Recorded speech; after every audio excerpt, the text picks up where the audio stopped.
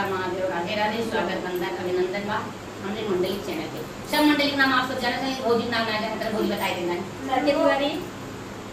भक्ति लोकगीत हाईलाइट बताओ तो कई जाए सत्य तिवारी भक्ति लोकगीत भैया 3 रन बताइए 3 चैनल पे 3 गानों पे जो नहीं समझ ले भोजी सुना बताओ जी कि कैसे कैसे बताओ नंदी।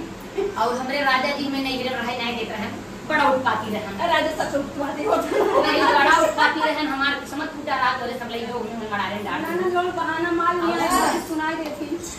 हम भौजी सुनाई देते भौजी सुना तोरे से काला माथ हमरे गटाई फांसी फंदा दे दू झेलबू ना। अरे तो बतावा कौन भैया कौन ना बताओ भाई बता चार गदहा जन पे पिछवाड़ा अरे भाई हरे के रहना छोड़ावे पियवा पापी नहीं हरे के रहना छोड़ावे पियवा पापी छोड़ावे पियवा पापी हो छोड़ावे पियवा पापी नहीं हरे के रहना छोड़ावे पियवा पापी नहीं हरे के रहना छोड़ावे पियवा पापी। भौजी सुना चाल उनका देख लगा का चाल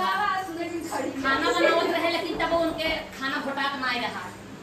हरे सोने की थाली में जेवना बनाए सोने की थाली में जेवना बनाए हरे जेवना बनाए भौजी जेवना बनाए जेवना बनाए भौजी जेवना बनाए हरे जेवना न जेवै बुतावे जीवा पाती नहीं हरे के रहना छोड़ावे जीवा पाती नहीं हरे के रहना छोड़ावे जीवा पापी छोड़ावे जीवा पापी छोड़ावे जीवा पापी अरे नहीं हरे के रहना छोड़ावे जीवा पापी नहीं हरे के रहना छोड़ावे जीवा पापी। भौजी सुनाए और उनका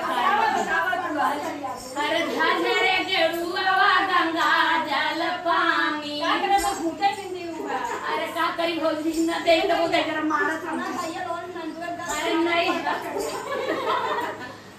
झरे गेरुआ गंगा जल पानी गंगा जल पानी गंगा जल पानी गंगा जल पानी भौजी गंगा जल पानी झरे गेरुआ गंगा जल पानी अरे गेरुआ न घोटे बुतावे जीवा पापी नहीं हरे के रहना छोड़ावे जीवा पापी नहीं हरे के रहना छोड़ावे जीवा पापी छोड़ावे जीवा पापी हो छोड़ावे जीवा पापी नहीं हरे के रहना छोड़ावे जीवा पापी। भौजी मेरे भतीजी बियाह रहा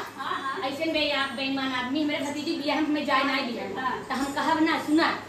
ऐसे ऐसे हेरे जाओ दिन जाए तो का करेंगे उन्हों पहले यहाँ पर हम न जाओ हाँ तो सुना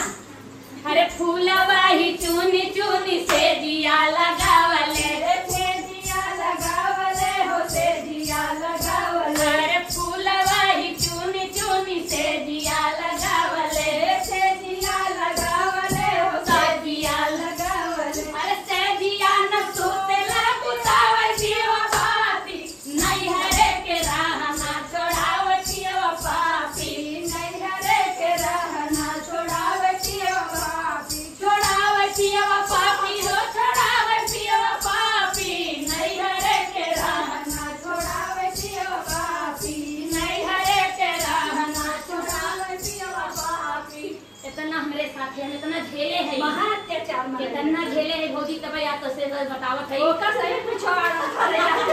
जय श्री राम भैया